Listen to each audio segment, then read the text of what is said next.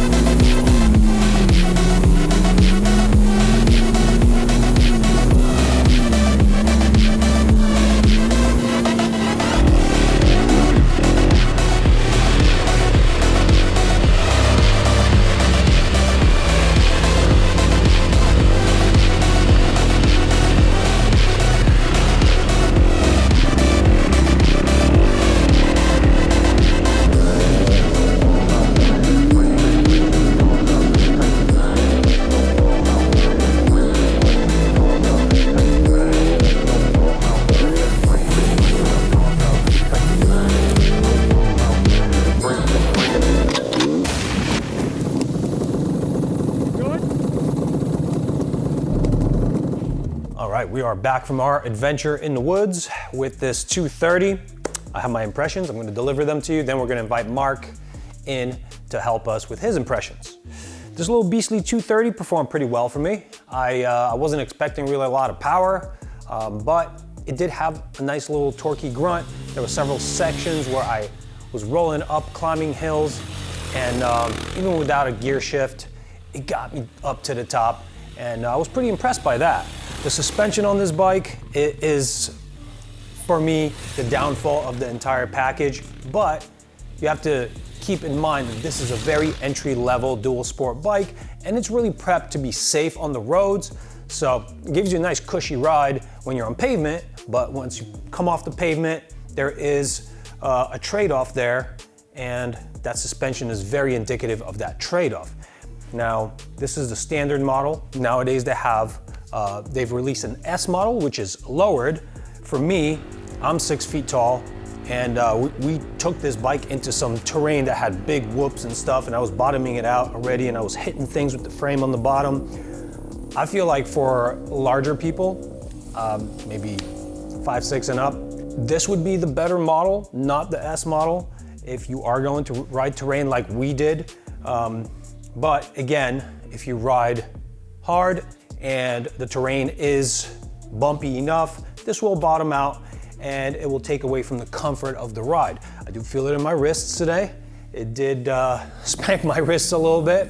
I would have to alter the way I ride this bike to just be a little bit smoother and back off the pace a little bit, but that's just rider adjustment. And if you are gonna ride this bike, you can totally do that. Next thing I wanna talk about is the brakes.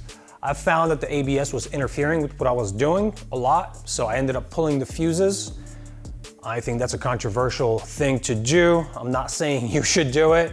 For myself, in the dirt, I don't want ABS. It just interferes, you know, tracking down hills where I'm getting all sorts of momentum and I'm trying to brake and this thing's on and off, on and off. Once I pulled it off, it was predictable. I was able to slide it predictably. Ergonomics. This bike is very nimble. The center of mass is very low, able to just throw it around at will. It was just a pleasure to ride. It did not tire me out. The ride height of this bike is pretty low, like I mentioned. At some points, I was not back far enough with my feet to the controls while I'm standing up. I was doing that and something caught my foot from the side and it got twisted. Thankfully, I had a proper boot on, but I'm usually used to riding on a motorcycle situated much higher off the ground. So the ground clearance is a concern to me on this particular bike. If that's a concern to you, weigh that into your decision of getting this bike or not. Overall, I think this bike is a very well-balanced beginner entry-level dual sport bike. It is easy to ride, it is a pleasure. It does have enough grunt to support an entry-level rider, and it's also nice and quiet, so it won't set off alarms and won't really make your head ring. I think that's about it for that portion. We're gonna bring Mark in and we're gonna talk about his experiences with the bike, and then we're gonna go into what we found while stress testing our components. How's it going, everyone? Mark here. As you just saw, we all spent the day in the dirt riding this and two other dirt bikes, some real dirt bikes. And honestly, for an entry-level rider like myself, I have done some light dirt riding. Mostly street riding. This thing really does hit the nail on the head if you want to just be able to get up and go. Obviously, like Bart said, with the low ground clearance, that is something to keep a note of. There were a couple of times where we were going over ruts or over logs that I wasn't sure if this bike would make it, whereas we knew the KTM and the KX would.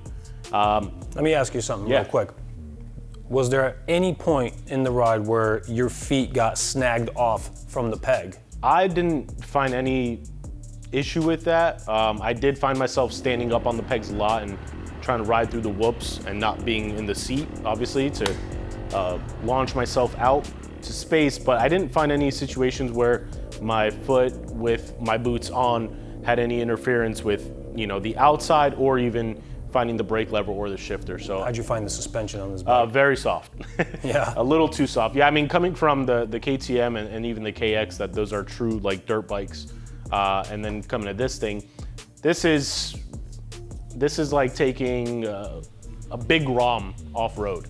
Low ground clearance, comfy ride, can do everything, but it doesn't necessarily do it great. Yeah. Now, you've ridden the CRF 300 previously. Yes. In the dirt. Yes. How does this compare? They're not the same class They're bike. not the same, but they're not too different from one another. So obviously with the CRF 300, you're dealing with a much taller ride, it has a lot more pep to it. The ground clearance, everything about it is geared a little bit more towards that adventure dirt style riding compared to this. But this thing, on the other hand, super thin and nimble. You're able to just dump the clutch, throw it around and go if you need to. Once you pull the ABS fuse, we had no issue doing that a couple times. I mean, you were doing circles at one point. You sent it off a nice little berm. What I noticed coming from like the bigger dual sport bikes like CRF 300, KLX 300, 250 to this, I was less tired riding this thing around. And man, we sent it through some sections, right? Yeah. And I was back and forth to get some video shots and we came back and I was less tired than riding those bigger. And I think with the displacement bikes. lightweight, you know, there's no radiator, you have electric start. There's so many amenities on this bike that, again, I do think if you're interested in taking this thing off-road, it can handle pretty much anything you can throw at it within reason. But if you're, you know, thinking that you're gonna go into a hair scramble with this, no, you're gonna be scrambling your brain instead. So you just touched on a point I wanted to touch on before. This thing is air cooled. That is great for woods riding. I have found myself ditching my bike in the woods and going to get my truck previous times because I sheared off a radiator hitting a tree. There is no problem with that here. You may kink the exhaust or something like that, you may damage a control, but the motor will keep on running. Yeah. So that is a pretty big plus. And I mean, here. like you said, we launched it. I mean, we did try and send this thing as hard as we could. We really only found one big downfall, which we just saw. We dented the front wheel, hitting a nice stump somewhere. But other than that, I mean, it proved to be relatively bulletproof. So I'm very, very impressed with this 230. And if you were shopping around for an entry-level dual sport bike, would this be on your list? if I could find this for a reasonable price under, you know, the DRZ 400s, the CRF 300s, I would absolutely pick this up. It's a ton of fun. It's small, it's lightweight, it's not intimidating at all. It doesn't have all the bells and whistles that you're gonna pay for, but the electric start and things like that really do make it a nice ride. So I enjoyed it, and I would recommend it. Good thing. Now, we did put some of our components through a stress test. Yes. We had our levers on here, we had our front signals. Inside electronics don't really matter because they're protected, but our integrated taillight and signals and fender eliminator were on there. And you know, our stress test here in the dirt is basically to get data on how robust we've built these parts. That doesn't mean that our warranty extends to crashed parts. Obviously, our warranty covers manufacturer defects. Yes, so anything external would not be covered. We did a lot of, like Bart said, R&D just now, longevity and durability testing with our components. Obviously, these are designed for normal use. If you find yourself in the woods, rest assured, it does seem as if they will hold up, but our warranty does cover manufacturer defects, not external force. So you send it into a tree, sorry. Warranty aside, I mean, we dug dirt with these things and they stood up to the test. So I'm very pleased. They are robust. I do take pleasure in knowing that we provide very robust and strong components. And I would like to mention, before we get off of that, we do have our external signals here. Obviously, if you use our integrated taillight, signals are built in. If we had a different exhaust on this bike, I would be concerned about the heat emission coming from that affecting external signals, whether they're ours or somebody else's. We haven't tested that, but with the stock exhaust, we found no issues at all with clearance, hitting, melting, everything. I mean, we're ready to ride still, so. That's right. All right, I think that about wraps it up, right? Yeah. I give this bike a thumbs up. I like it. I had a lot of fun. Give us a thumbs up. Hit like and subscribe. Yes. I like comments myself. I like to converse with you guys. So please give me a comment. Tell me what I'm doing right, what we're doing wrong, whatever. Give us the good and the bad. That's how we improve.